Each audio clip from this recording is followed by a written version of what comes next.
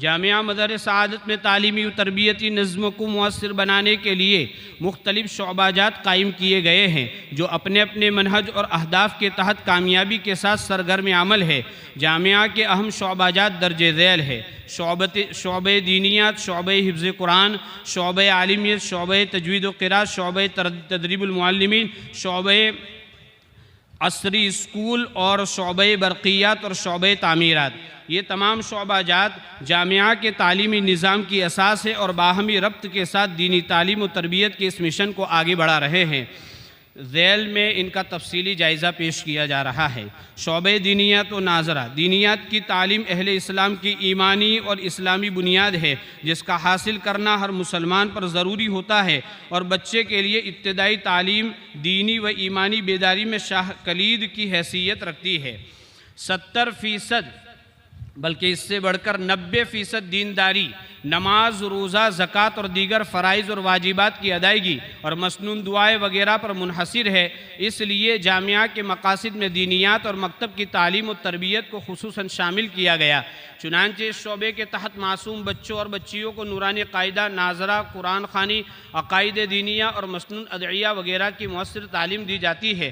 نیز تقریر اور اردو پڑھنے لکھنے پر بھی زور دیا جاتا ہے۔ اس شعبے میں امسال مقامی طلبہ سمیت 286 طلبہ زیر تعلیم رہے۔ اس شعبے کو 10 ماہر و مشاق اساتذہ کرام کی خدمات حاصل ہے۔ شعبہ تحفیظ: یہ بھی جامعہ کا ایک ممتاز اور نمایاں شعبہ ہے۔ اس شعبے کے تحت قرآن مجید کو حفظ یاد کرانے کے ساتھ ساتھ اس کے مخارج و تصحیح حروف اور اس کے انداز اور لب و لہجے میں پڑھنے کی خاص توجہ دی جاتی ہے جس کی تاکید احادیث مبارکہ میں وارد ہوئی ہے۔ جامعہ کے تجربہ کار اساتذہ کے ذریعے تیار کردہ اصول و ضوابط کے مطابق قرآن حفظ کرایا جاتا ہے۔ روز اول ہی سے بچے کو قرآنی آیات کے ساتھ ساتھ پاروں کے نام، سورتوں کے نام، رکوع نمبر، متشابہات کے حفظ کا پابند کیا جاتا ہے۔ فی الحال شعبہ حفظ کی کل 27 درسگاہیں ہیں۔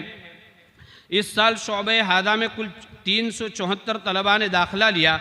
اب تک 1363 طلباء حفظ قرآن مجید کی سعادت حاصل کر چکے ہیں۔ سال رواں میں تقریباً 70 طلباء کرام نے گجرات کے مشہور و معلوم شخصیت مقبول العلماء والصلحاء داعی کبیر فخر گجرات حضرت مولانا ابراہیم صاحب دیولوی دامت برکاتہم العالیہ اور حضرت مولانا یونس صاحب پالن پوری دامت برکاتہم العالیہ کے مبارک ہاتھوں تکمیل حفظ قرآن مجید کی سعادت حاصل ہوئی۔ فللہ الحمد علی ذالک۔